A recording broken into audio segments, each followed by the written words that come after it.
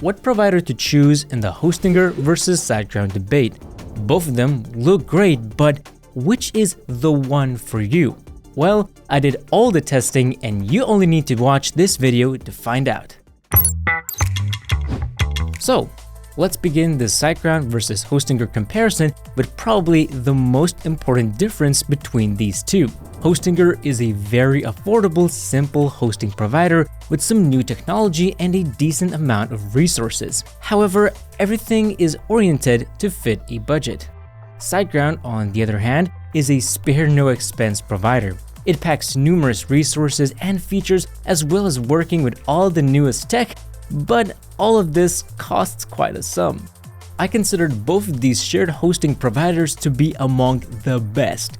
So, the winner depends on what exactly your website needs. Now, if this question is really complex to you and you don't have a single idea how much storage space or bandwidth is necessary, use the discount links below and grab Hostinger's single plan. It will be a great starting point. In Hostinger's case, even the cheapest single plan includes 100 GB of bandwidth, 50 GB of SSD storage space, and weekly automatic backups. On the other side, the cheapest Siteground plan has only 10 GB of SSD storage space but gives you unlimited bandwidth. Here you get daily, not weekly backups, and both plans give free SSL certificates but limit you to only one website. What's the actual price difference for these plans? Nothing. No, really. At the time of recording, Siteground and Hostinger's cheapest plans are under $2 a month. Okay, let's dig a bit deeper since now Siteground hosting seems like the better option, right?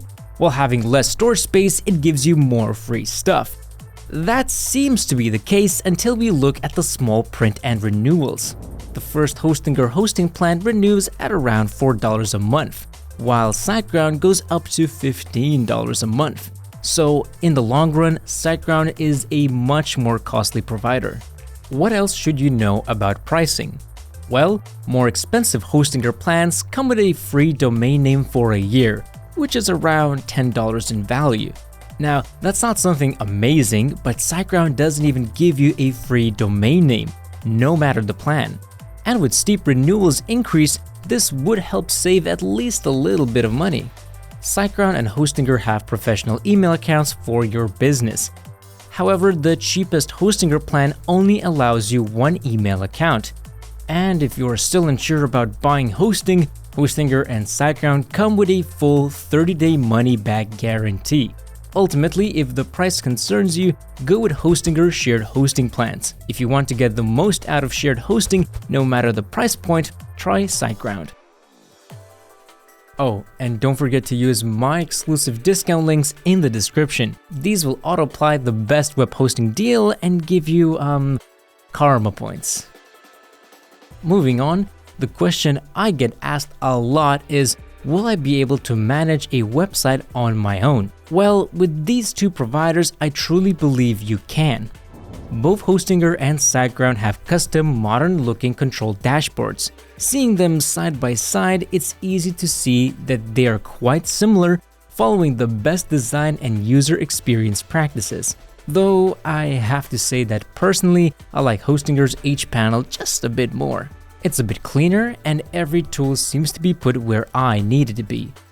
Siteground's control panel, on the other hand, has some weirdly placed features, and everything just seems a bit too large. Like, compare the main dashboard window. Hostinger only has things you need, while Siteground has featured videos and blog posts that you just can't remove. One thing I'll give Siteground, its control dashboard is super fast. Sometimes Hostinger can get stuck or load the next page for a freaking while. But I don't remember any problems with Siteground. It's really smooth. For example, let's compare the time going from the main screen to any website's file manager, and boom, you're done. While not a major difference, it can start to bug you once managing more than a few websites.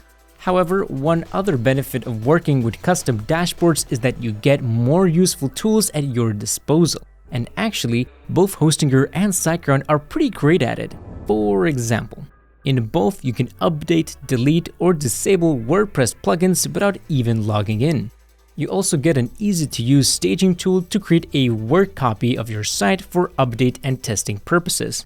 Overall, looking at Siteground versus Hostinger for WordPress, they are both very well optimized for this CMS. Hostinger even allows you to test your website speed directly from its dashboard, while Siteground packs many more tools for developers and advanced users like Git integration or cron jobs. But Hostinger doesn't fall behind that much here. I also have to give a big point to Siteground for the inclusion of dark mode for its dashboard.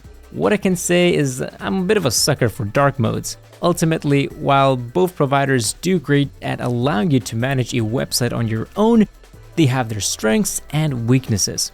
Hostinger is a bit better visually optimized and can be easier to get the hang of, while Siteground is faster and has more tools to use. Is Hostinger good at protecting your site? I mean, a cheap hosting provider is useless if your site gets hacked.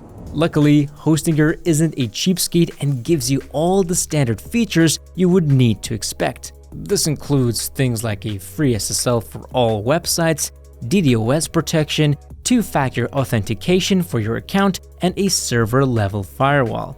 That's a solid package considering how much you pay, but for me, one of the most important aspects is good backups. Hostinger gives you weekly or even daily automatic website copies with every plan.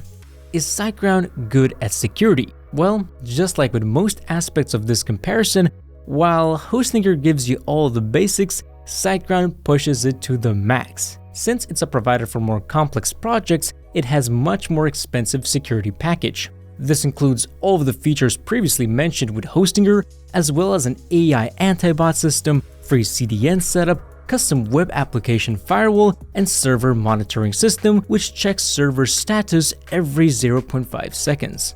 On top of all of that, Siteground has developed its own WordPress security plugin to strengthen all parts of your site. Overall, Hostinger offers great security, but for mission-critical projects, go with Siteground. The last thing I want to cover in my Siteground versus Hostinger review is performance. While these two have different approaches to features and pricing, we need to find out which of these is the faster provider. First, let's establish some guidelines. Currently, Google recommends fully loading in under 2.5 seconds for the best SEO results, while the average time it takes to load a website can be up to 10 seconds. Hence, I've installed the same empty WordPress websites on both providers' cheapest plans to see how they differ. The results: Hostinger took around 1 second for a full load, while Siteground took around 0.7 seconds for the same job.